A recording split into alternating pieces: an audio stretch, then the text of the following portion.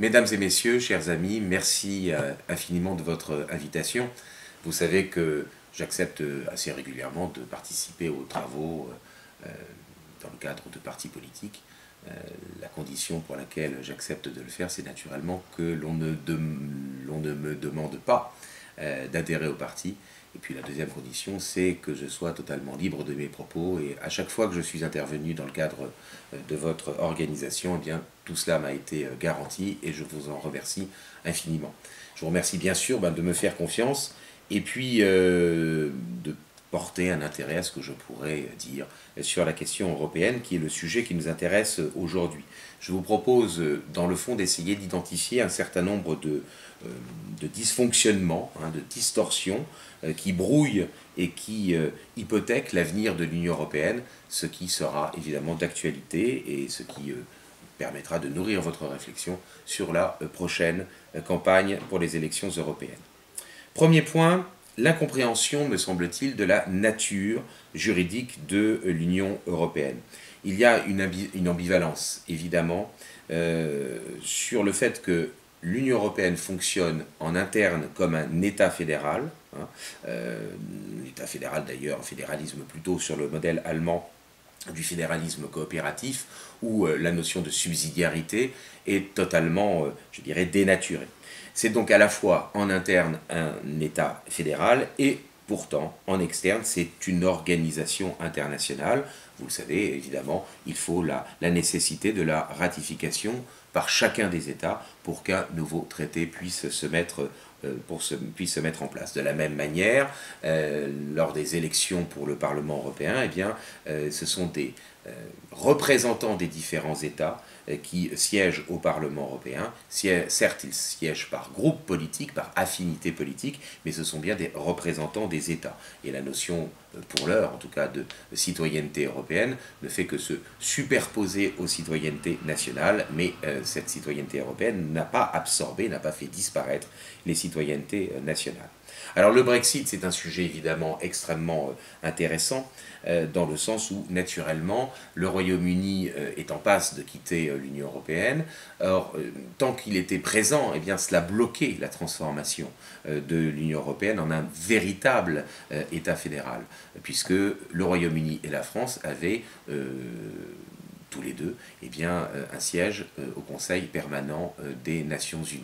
À partir du moment où le Royaume-Uni quitte l'Union européenne, eh bien, seule la France a un siège permanent au Conseil de sécurité et, vous l'avez vu, les Allemands sont en passe de demander que eh bien, ce siège ne soit plus celui de la France, mais celui de l'Union européenne, ce qui montre bien que, dans le fond, le Brexit, qui est sans doute satisfaisant parce qu'il démontre, je dirais, qu'un peuple peut reprendre le contrôle de sa destinée, il n'empêche que, par un coup de billard à plusieurs bandes, eh bien, le Brexit favorise d'une certaine manière les velléités de certains de transformer l'Union européenne en un État fédéral.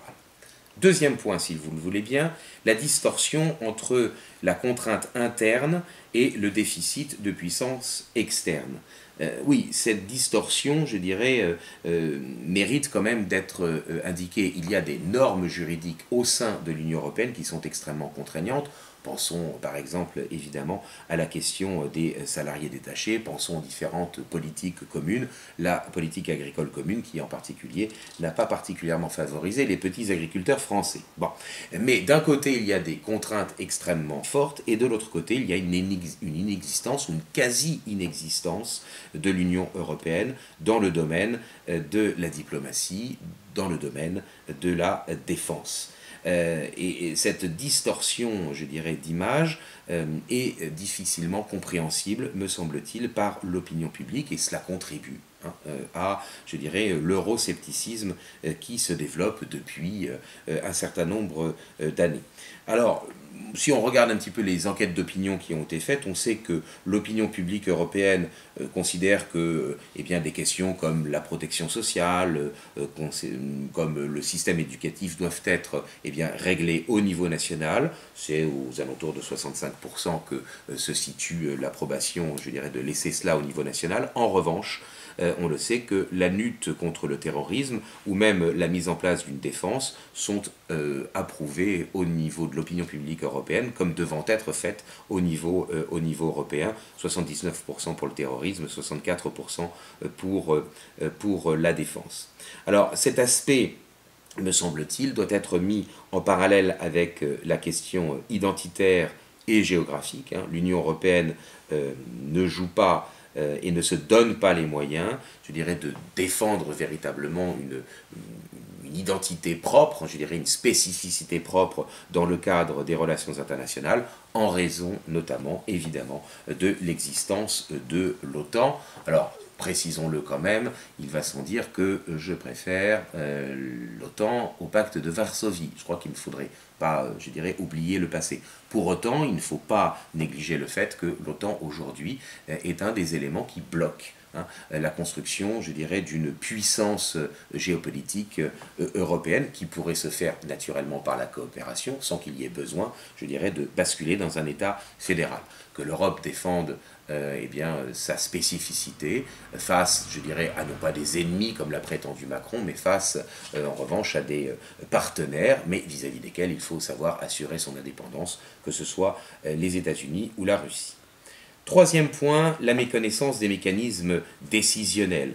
Je crois que dans l'opinion publique, il y a incontestablement, je dirais, une méconnaissance sur la distinction à faire entre l'Union européenne d'une part et le Conseil de l'Europe d'autre part. Puisque nous parlons de l'Union européenne aujourd'hui, restons là-dessus. Et c'est sûr que les principales institutions, en raison même de leur dénomination, rendent un peu opaque le fonctionnement réel de ces institutions. Il faut bien le dire, les dénominations sont, je dirais, un peu difficilement compréhensibles. Le Conseil européen réunit les chefs de l'État et ne doit pas être confondu avec le Conseil de l'Union qui, lui, réunit les ministres. Les ministres sont le législatif avec le Parlement européen, mais le Parlement européen a un rôle quand même plutôt subalterne. Il a un pouvoir de codécision, mais pas un pouvoir de décision seul. Et il peut, et naturellement aussi, ce qui est très important, censurer la Commission, mais à une majorité des 2/3. Et c'est donc la Commission qui est l'exécutif, qui dispose de l'initiative législative, et cette Commission a naturellement, je dirais, comme dans tous les régimes, je dirais, démocratiques occidentaux, l'exécutif a une position dominante vis-à-vis des autres institutions. Mais disons-le, et ça me paraît aussi extrêmement important pour savoir comment calibrer son discours, trouver son discours sur la question européenne, il est certain que la Commission dispose de pouvoir, d'une autonomie, d'une puissance, parce qu'il y a eu un abandon de la part des États. Et d'une certaine manière, parce que je crois cela avantage ou cela arrange un certain nombre de politiques nationaux de pouvoir accuser l'Union européenne ou de pouvoir se dédouaner sur l'Union européenne d'un certain nombre de décisions qu'ils ont laissé prendre ou qu'ils ont même facilité au niveau des institutions européennes. Quatrième point qui me paraît important, la méconnaissance sur la hiérarchie des normes. C'est un peu technique et donc je ne vais pas y rester trop longtemps, mais vous le savez bien, la primauté du droit communautaire n'était pas prévue par les traités européens. On a tenté, je dirais, ou plutôt il a été tenté de l'introduire dans le cadre du traité de Rome de 2004, c'est-à-dire le traité établissant une constitution pour l'Europe. C'était, si je ne m'abuse, l'article 1-6. En fait, cette primauté, elle est née de la jurisprudence de la Cour de justice des communautés européennes, qui est devenue depuis la Cour de justice de l'Union européenne. Alors, je vous passe les détails, mais vous le savez bien, cette primauté fait que la loi française, même postérieure, a une valeur inférieure au texte communautaire. C'est venu donc du fait que l'Union européenne a prétendu mettre en place cela. Ce sont les fameux arrêts Van Jandenloos de 1963 et Costa contre Enel. Il y en a un certain nombre d'autres qui pourraient être évoqués, mais enfin, ce sont les deux qui ont véritablement lancé la chose. Mais disons-le, les juridictions françaises ont parfaitement joué le jeu de cette subordination du droit national. C'est l'arrêt Jacques Vabre de la Cour de cassation en 1975 et l'arrêt Nicolo du Conseil d'État de 1989. Donc là, il y a évidemment une piste de réflexion et d'analyse à proposer aux Français, la révision de la Constitution française, la révision de l'article 55 par exemple, mais aussi évidemment tout un travail à faire au niveau des institutions européennes pour les futurs élus au Parlement européen. Cinquième élément qui mérite notre attention, le sentiment d'un déficit démocratique. Alors là, évidemment, je ne vous apprendrai rien en vous rappelant que, quand les peuples votaient différemment de ce qui était prévu, on les a fait plusieurs fois revoter. Le Danemark, 1992, il rejette le traité de Maastricht et finalement il l'accepte par un second référendum en 1993. Il est vrai toutefois que les Danois avaient obtenu quelques modifications dans le texte. L'Irlande, évidemment, en 2007, qui a été obligée de revoter pour finalement approuver le traité de Lisbonne en 2008. Quant à la France, évidemment, le rejet en 2005 du TCE, n'a pourtant pas empêché la mise en œuvre du traité de Lisbonne imposé par la suite. Je vous rappellerai quand même que non pas pour défendre les hommes politiques, mais tout de même pour mettre en exergue parfois une certaine incohérence, je dirais, de la part des électeurs. En 2005, il y a un rejet du TCE, mais à l'élection présidentielle suivante, en 2007, les trois candidats qui arrivent en tête, Nicolas Sarkozy, Ségolène Royal et François Bayrou, étaient trois candidats qui avaient appelé à voter oui. Donc par conséquent, bien sûr, il y a eu incontestablement le viol du résultat du référendum de 2005, mais pour autant, évidemment, l'élection présidentielle étant l'élection majeure et celle à laquelle il y a le plus de participation, cela explique, me semble-t-il, que le président de la République, Sarkozy, se soit assis sur les résultats de 2005. Ça explique, ça n'excuse pas, mais ça explique. La quasi-totalité, je dirais, des décisions prises au Parlement européen le sont par une majorité qui est une grande coalition. Et donc il faut bien se rendre compte que le modèle allemand de la GroKo, de la Große Koalition, entre la droite modérée et la gauche modérée, ce modèle allemand, qui est d'ailleurs est celui qui a été repris par Angela Merkel, c'est celui qui règne au Parlement européen depuis des décennies. Trois groupes politiques, les sociodémocrates, le centre libéral et disons la droite modérée, les démocrates chrétiens en particulier, trois groupes sur 5 ou 6 groupes, ça dépend, je dirais, des plutôt groupes, grandes familles politiques, contrôlent le Parlement européen. Et donc évidemment, qu'il y ait une majorité plutôt au centre droit ou au centre gauche, cela ne change rien et les opinions publiques finissent quand même par s'en rendre compte. Il y a donc une progression de la défiance envers, je dirais, non seulement le personnel politique. Je crois que les circonstances actuelles du mouvement des Gilets jaunes le démontrent assurément, mais il y a une progression aussi de la défiance envers les institutions, je dirais, européennes et les institutions nationales. Défiance envers les institutions nationales parce qu'elles ne s'avèrent pas capables de défendre les intérêts nationaux face aux institutions européennes. Dans les années 80, il y avait plutôt une adhésion des opinions publiques. À partir des années 90, quand, après la chute du mur de Berlin, commence à naître le mouvement souverainiste, il y a une certaine défiance, voire une hostilité qui succède à une indifférence bienveillante. Et on sait qu'aujourd'hui, la confiance envers les institutions européennes, les différents organes européens, ou plutôt de l'Union européenne, se situe à 30 ou 40%. C'est-à-dire qu'en fait, il y a une majorité de personnes au niveau européen qui sont en défiance vis-à-vis de ces organisations. L'effondrement évidemment de la participation dans les élections européennes dans les pays qui sont anciennement membres de l'Union européenne. On est grosso modo passé en France, en Allemagne, de 60% de participation à maintenant environ 40% de participation lors des élections pour le Parlement européen. Et il y a un très faible taux de participation dans les pays qui sont récemment arrivés, taux de participation qui se situe aux alentours de 30%. Sixième point, j'en arrive bientôt à la fin, rassurez-vous, mais tout cela, ce sont des pistes de réflexion et d'analyse, me semble-t-il, l'avenir institutionnel. Le Brexit, il faut y revenir un instant, naturellement, avec ce slogan que je trouve personnellement génial, d'efficacité, take back control, vous remarquerez mon accent magnifique, parce qu'évidemment ce slogan il signifie le contrôle aussi bien, je dirais le fait de, oui, le contrôle aussi bien des frontières que des normes intérieures. C'est-à-dire qu'il y a là, je dirais, à la fois un aspect identitaire et un aspect démocratique. Et c'est la conjonction de ces deux éléments-là qui, me semble-t-il, ont fait la victoire des partisans du Leave. Donc ça, évidemment, c'est un élément important, d'autant plus que les catastrophes annoncées ne se sont pas réalisées. Un État peut donc reprendre sa liberté sans que son avenir ne soit hypothéqué et même justement que son avenir corresponde à ce qu'il désire. Chacun est maître de son destin.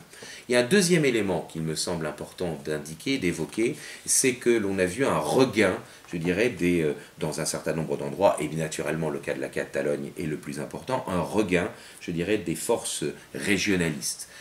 L'Union européenne, incontestablement, même si elle est parfois, je dirais, un peu, pointilleuse, un peu, je dirais, sur la mesure, a quand même, depuis des années, favorisé la naissance de mouvements régionalistes qui, d'une certaine manière, je dirais, disloquaient ou contribuent à disloquer les États-nations.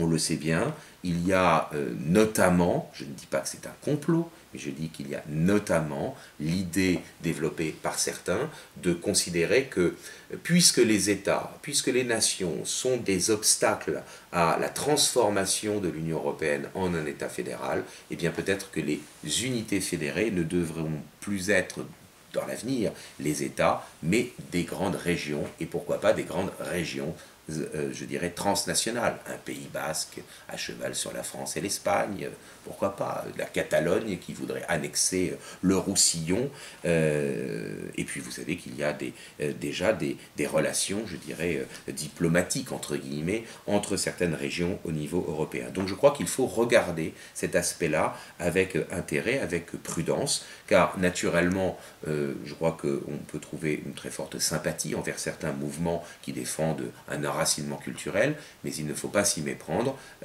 Ce régionalisme est peut-être avant tout, je dirais, l'exploitation d'un certain constructivisme social au bénéfice, je dirais, de l'Union et contre les États. Alors le septième point, je crois qu'il faut évoquer, c'est évidemment la question de l'identité européenne et évidemment le fait que l'Union européenne est extrêmement imprécise, évanescente sur cette question. À la fois l'Union européenne prétend être l'incarnation de l'Europe et évidemment elle n'admet pas, je dirais, qu'on lui oppose la concurrence de l'Europe civilisation, mais en même temps, évidemment, elle refuse une identification historico-culturelle très ferme. Pensons évidemment au fait qu'un certain nombre d'États refusent, je dirais, d'évoquer les racines. Je préfère pour ma part le terme d'identité, parce que les racines, c'est comme un héritage, on peut accepter un héritage sous bénéfice d'inventaire. Alors que l'identité, c'est l'ontologie de l'Europe, les racines, donc les racines chrétiennes. La crise migratoire, donc l'accélération, l'augmentation de l'immigration, montre bien qu'il y a une crise identitaire latente en Europe et que l'Union européenne n'est pas du tout pressée de faire respecter cette identité. La décision d'Angela Merkel, évidemment, d'accepter, je dirais, l'arrivée d'un très grand nombre de migrants, a pris en otage toute l'Europe et a provoqué, évidemment, de lourdes diversions, en particulier à l'Est, et au sein de l'Union européenne, mais en particulier venant des pays de l'Est et de ce qu'on appelle le groupe de Visegrad.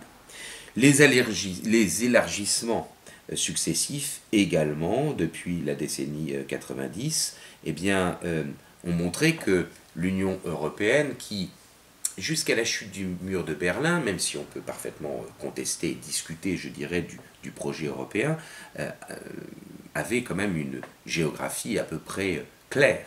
Mais depuis la chute du mur de Berlin et depuis les élargissements successifs qui se sont faits, eh bien, cela révèle le fait que l'Union européenne n'a pas de délimitation géographique très claire, ce qui montre que le projet de l'Union européenne est beaucoup plus à portée et à un sens juridique qu'un sens identitaire.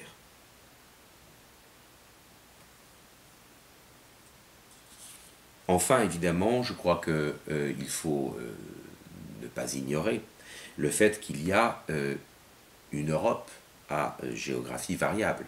Il y a des espaces européens qui sont parfaitement différents. Tous les pays membres de l'Union européenne ne participent pas à la zone euro. Il y a des pays extérieurs à l'Union européenne qui sont membres, par exemple, de l'espace Schengen, mais qui ne sont pas membres de l'Union européenne, la Norvège et la Suisse. Donc voilà, tout un ensemble, je dirais, d'éléments qui montrent que la question identitaire, qui est pourtant au cœur de la réflexion et des angoisses, je dirais, de l'opinion publique européenne et des différentes nations, n'est pas véritablement le cœur de la question des institutions européennes. Dans le fond, on retrouve, me semble-t-il, avec l'opposition très réelle entre l'Union européenne d'un côté et l'Europe historique de l'autre, l'opposition philosophique fondamentale entre ceux qui défendent, pour ce qui est de l'Europe, civilisation, la sociabilité naturelle, et pour ce qui est de l'Union européenne, le contractualisme social. L'Europe, si on veut résumer cette question-là, l'Europe n'est-elle qu'une rencontre sur des principes juridiques, ou est-elle la manifestation politique d'une entité civilisationnelle?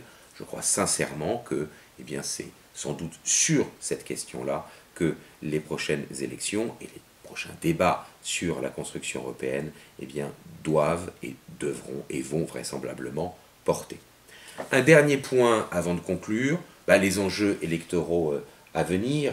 Bien sûr, pour les différentes listes qui vont se présenter en France, va se poser la question du pourcentage obtenu et donc du nombre d'élus, encore que vous le savez, plus il y aura de listes faisant moins de 1%, plus il y aura de sièges à pourvoir pour les listes qui en auront fait plus de 5. Bien, mais je crois qu'il y a aussi, il ne faut pas le négliger dans sa stratégie pour la constitution des listes, l'ordre dans lequel les listes sortent, c'est très symbolique, et puis l'écart entre ces différentes listes. S'il y a un très grand écart entre une liste et la suivante, évidemment, il y a un avantage psychologique et un poids politique beaucoup plus grand pour ceux qui sont arrivés en tête. Mais du point de vue électoral, il me semble qu'il y a aussi autre chose qui est très important et auquel les électeurs ne pensent pas trop. C'est la question de la composition des groupes au Parlement européen. Parce que la puissance d'une liste, bien sûr, vient du nombre des élus, mais la puissance d'une liste vient aussi, je dirais, des associations qu'elle peut faire au Parlement européen et donc les groupes auxquels elle est susceptible de se rallier, d'appartenir. Or, avec le retrait du Royaume-Uni de l'Union européenne, vous avez tous les groupes, celui des conservateurs et celui du UKIP, qui vont se retirer. Il va donc y avoir, je dirais, sur la droite du spectre politique, parmi ceux qu'on appelle les populistes, les souverainistes, les eurosceptiques, une recomposition. Il me semble que pour mener une campagne, et c'est aussi un véritable enjeu du point de vue de la doctrine que l'on veut soi-même professer, il y a deux sujets qui vont être névralgiques pour la composition des groupes. C'est d'abord la question de la géopolitique. J'imagine mal la Pologne, par exemple, être avec des personnes qui seraient trop liées à la Russie, même si naturellement le régime de Vladimir Poutine est fort sympathique sur bien des aspects. Mais en revanche, il est bien certain que la géopolitique jouera dans la composition des groupes. Et donc il faut bien marquer le fait, me semble-t-il, que tout en ayant de la sympathie et pas d'hostilité de principe envers les uns ou les autres, envers les grandes puissances que sont la Russie ou les États-Unis, il y a un objectif d'indépendance de l'Europe et de défense de sa civilisation avant tout. Et puis il y a un deuxième sujet que beaucoup de partis politiques négligent. Ils ne se rendent pas compte que dans bien d'autres pays, c'est une vraie question névralgique, eh bien c'est la question de la bioéthique. On ne peut pas négliger la question de la défense de la vie innocente, de la défense de la famille traditionnelle. Et je ferai remarquer que le ministre de l'Intérieur italien, Matteo Salvini, a fait une déclaration qui me paraît extrêmement significative sur le fait que, eh bien, son action politique serait avant tout jugée sur les enjeux démographiques, beaucoup plus que sur les enjeux économiques. Et donc par conséquent, tout ce qui tourne autour de la bioéthique, des mœurs, ne doit pas être négligé parce que je crois que ce sera là aussi un enjeu important pour la composition des groupes. Alors, comment conclure? L'identité a été incontestablement invoquée pour justifier la construction européenne. Si vous relisez les textes, je dirais, de ceux qui s'en sont faits, les turiféraires, eh bien, après la Seconde Guerre mondiale, ils ont dit que les États européens pouvaient coopérer parce qu'ils avaient une culture commune. Tout le problème, c'est de savoir si cette identité a été un prétexte ou si elle a été vraiment l'objectif de la construction. Eh bien, je crois pour ma part que les éléments démontrent que ça n'a été qu'un prétexte, ça n'a pas été l'objectif. Or, normalement, c'est justement l'objet à défendre, c'est l'identité de l'Europe qui doit être, je dirais, l'objet de la construction européenne. Ensuite, il faut évidemment évoquer tous les désavantages de l'État fédéral dans son fonctionnement interne, sans en avoir les avantages, sans avoir, je dirais, les signes de la puissance géopolitique. Et je crois que si l'on veut pour autant ne pas basculer dans un État fédéral, il ne faut pas négliger le fait que la compréhension, je dirais, de la construction européenne, ou tout simplement de la civilisation européenne, nécessite de prendre en considération la nécessité d'être une puissance géopolitique et donc une puissance militaire et diplomatique. Enfin, et je crois que là évidemment c'est un enjeu qui ne peut pas véritablement être traité en quelques minutes, mais qui va devenir central dans le débat européen, la question est de savoir, est-ce que l'Union européenne, dans le fond, est devenue ce qu'elle est, c'est-à-dire une bureaucratie, une technocratie qui se détache des peuples? Est-ce qu'elle est devenue cela parce que c'est une maladie dégénérative, ou est-ce que c'est une maladie congénitale? Je ne sais pas si je m'exprime bien. Est-ce que l'Union européenne est vérolée, si j'ose dire, dès le départ, dans ses principes, ou est-ce que l'Union européenne est, je dirais, devenue ce qu'elle est par accident? Est-ce qu'elle est par nature opposée à la civilisation européenne, ou est-ce qu'elle est véritablement devenue contraire aux intérêts de l'Europe? Autrement dit, est-ce que l'Union européenne est réformable de l'intérieur? Et c'est sans doute ce qu'espèrent un certain nombre de mouvements eurosceptiques, souverainistes ou populistes, et grâce à leur montée en puissance, avec peut-être la possibilité, je dirais, de la réformer, je dirais, en prenant les manettes. Est-ce que l'Union européenne est réformable de l'intérieur, ou est-ce qu'elle est, dans le fond, eh bien, corrompue depuis le début, auquel cas il faudrait sans doute envisager une défense de l'Europe par un autre instrument, par d'autres institutions que celle de l'Union européenne. Je vous laisse débattre de cette question, mais je crois que véritablement, c'est ce qui sera au cœur du débat dans les semaines, dans les mois et dans les années à venir. Merci en tout cas de m'avoir accueilli par vidéo interposée. Bon travail à vous.